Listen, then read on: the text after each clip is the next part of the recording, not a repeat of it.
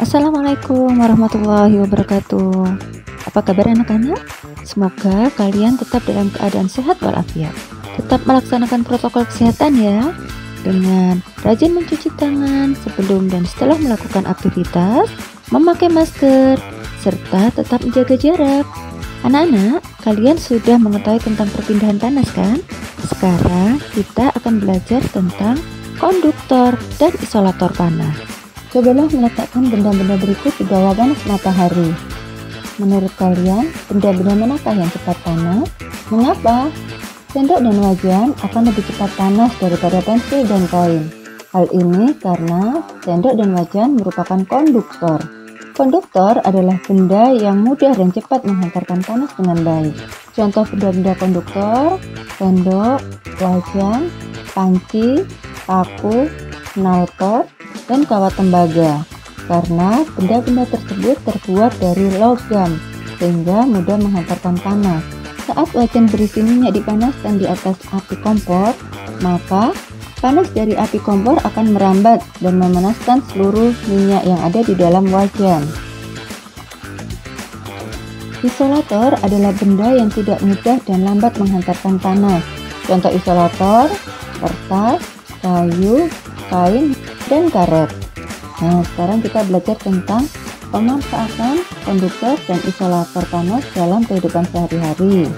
Benda-benda yang memanfaatkan sifat konduktor dan isolator panas antara lain setrika listrik. Bagian pegangan setrika terbuat dari kayu atau plastik sehingga bersifat isolator agar tidak panas saat dipegang. Sedangkan bagian bawah setrika terbuat dari logam yang menghantarkan panas dari setrika ke pakaian. Begitu pula dengan solder listrik.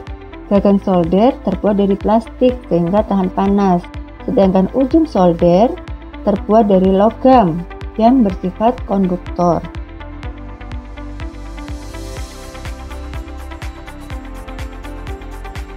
Panci, wajan, dan kabel jaringan juga memanfaatkan konduktor dan isolator.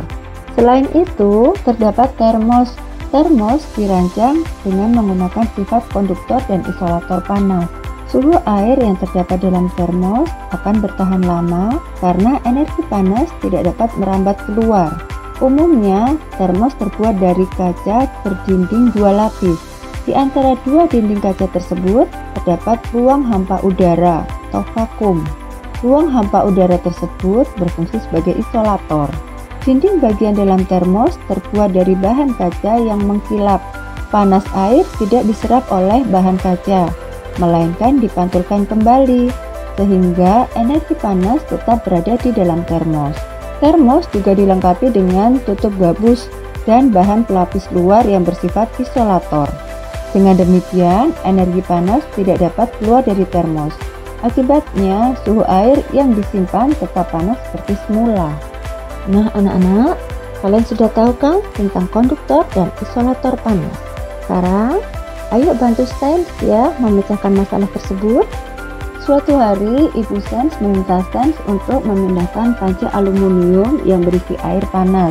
Apa yang seharusnya Sains lakukan agar tangannya tidak terasa panas saat mengangkat panci? Mengapa? Anak-anak, tahukah kalian angsa mengajarkan tentang isolator panas kepada manusia? Pernahkah kalian melihat dan memperhatikan angsa yang berenang dan mengapung di atas air dingin? Terlihat ia tidak kedinginan, bahkan kelihatan merasa hangat di air yang dingin. Hal itu dikarenakan bulu kapaslah yang membuat angsa menjadi hangat.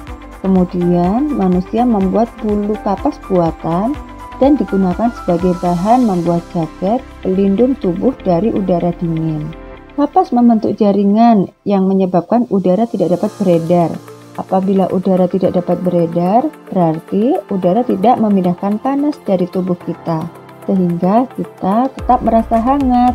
Jadi, bulu kapas adalah isolator panas yang baik. Anak-anak, teruslah belajar dari alam sekitar. karena Allah menyisakan sejuta misteri yang menunggu untuk kita temukan.